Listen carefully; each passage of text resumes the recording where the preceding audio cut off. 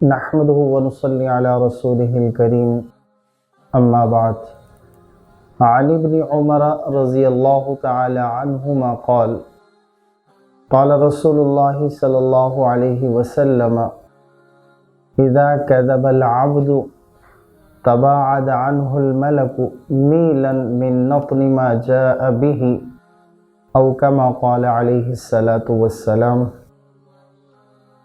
حضرت ابن عمر رضی اللہ تعالی عنہما سے روایت فرماتے ہیں کہ نبی کریم صلی اللہ علیہ وسلم نے ارشاد فرمایا کہ جب بندہ جھوٹ بولتا ہے تو فرشتہ اس کے جھوٹ کی بدبو کی وجہ سے 1 میل دور تک چلا جاتا ہے۔ حدیث مبارکہ اور اس کا ترجمہ آپ نے سماعت فرمایا۔ نبی کریم صلی اللہ علیہ وسلم کی ذات ہی خوبیوں اور صفات والی ہے، اس لیے نبی کریم صلی اللہ علیہ وسلم کی زندگی کو اسوہ حسنہ قرار دیا گیا۔ قرآنی اخلاق کا مجسمہ نبی کریم صلی اللہ علیہ وسلم کو قرار دیا گیا۔ تمام خوبیوں اور صفات میں سے بعض صفات ایسی بھی ہیں کہ جن پر اہل ایمان تو کیا، نبی کریم صلی اللہ علیہ وسلم کے جانی دشمن بھی تسلیم کیا کرتے تھے۔ ان میں سے ایک سچائی بھی ہے۔ آپ علیہ الصلاۃ والسلام نے جب دعوت اسلام کا آغاز کیا تو تاریخ کے اعتبار سے کوئی بھی یہ ثابت نہیں کر سکتا کہ آپ صلی اللہ علیہ وسلم کے کسی دشمن مخالف نے یا کسی کافر نے بھی آپ کو جھوٹا کہا ہو۔ یہاں تک کہ نبی کریم صلی اللہ علیہ وسلم نے جب ابو جہل کو دعوت توحید دی تو اس نے بھی آگے سے جواب میں یہی کہا، اے محمد صلی اللہ علیہ وسلم، میں آپ کو جھوٹا تو نہیں کہتا، لیکن ہمارے دیوتاؤں نے تمہیں بد دعا دی ہے، تمہیں ہمارے دیوتاؤں کی بتوں کی بد دعا لگ گئی ہے۔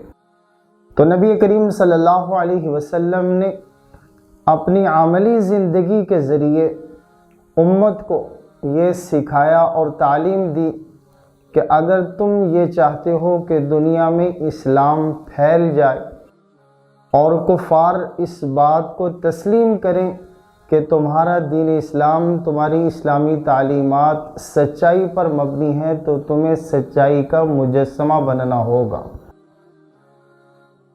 اس لیے نبی کریم صلی اللہ علیہ وسلم نے ارشاد فرمایا کہ مومن کی فطرت اور طبیعت میں ہر چیز کی گنجائش ہے سوائے جھوٹ اور خیانت کے۔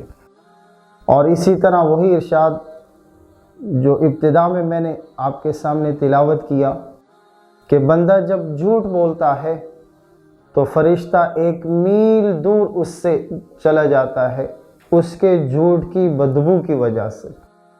اس سے معلوم ہوا کہ جس طرح اس مادی دنیا میں چیز کی خوشبو یا بدبو ہوا کرتی ہے، ہم لوگ اچھی یا بری چیز کی خوشبو یا بدبو محسوس کرتے ہیں، اسی طرح فرشتے بھی اچھے اور برے اعمال کی خوشبو اور بدبو محسوس کیا کرتے ہیں۔ بلکہ یہاں تک کہ اللہ تعالیٰ کے وہ خاص بندے بھی ہوتے ہیں جو اچھے یا برے عمل کی خوشبو یا بدبو محسوس کر لیتے ہیں، کہ جن اللہ تعالیٰ کے خاص بندوں کی روحانیت ان کی مادیت پر غالب آ چکی ہوتی ہے۔ تو نبی کریم صلی اللہ علیہ وسلم نے بہت سے جھوٹ ایسے بتلائے جن کا شمار بڑے بڑے گناہوں میں آتا ہے۔ جھوٹ لیکن ہوتا اس سے کیا ہے، انسان کے نامہ اعمال میں کبیرہ گناہ لکھ دیا جاتا ہے۔ اور بعض جھوٹ ایسے بھی ہیں کہ ہمارے معاشرے کے لوگ اس کو جھوٹ ہی نہیں سمجھتے، بلکہ اس کو مختلف نام دے کر اس کو اچھائی سمجھتے ہیں۔ نبی کریم صلی اللہ علیہ وسلم نے ایسے جھوٹ بولنے سے بھی بچنے کی تاکید فرمائی ہے۔ چنانچہ حضرت عبداللہ بن عامر رضی اللہ تعالی عنہ فرماتے ہیں کہ نبی کریم صلی اللہ علیہ وسلم ایک مرتبہ ہمارے گھر تشریف لائے تو میری والدہ نے مجھے پکارا، تعال آتیتک، اے میرے بیٹے جلدی میرے پاس آؤ، میں تمہیں کچھ دوں گی۔ نبی کریم صلی اللہ علیہ وسلم نے فوراً میری والدہ سے مخاطب ہو کر پوچھا کہ آپ اس کو کیا دینا چاہتی ہیں؟ میری والدہ نے فرمایا کہ میں اس کو ایک کھجور دینا چاہتی ہوں۔ تو نبی کریم صلی اللہ علیہ وسلم نے فرمایا، یاد رکھنا اگر اپنے کہنے پر تم اس کو کچھ نہ دیتی تو تمہارے نامہ اعمال میں ایک گناہ لکھ دیا جاتا۔ تو گناہ ایسی بیماری ہے کہ جو شخص جھوٹ ایسی بیماری ہے کہ جو اس کے اندر مبتلا ہوتا ہے وہ اس کی زندگی پاکیزہ نہیں رہتی۔ سچائی اپنانا ایک ایسا عمل ہے کہ انسان زندگی کے ہر شعبے میں پاکیزہ زندگی گزارتا ہے۔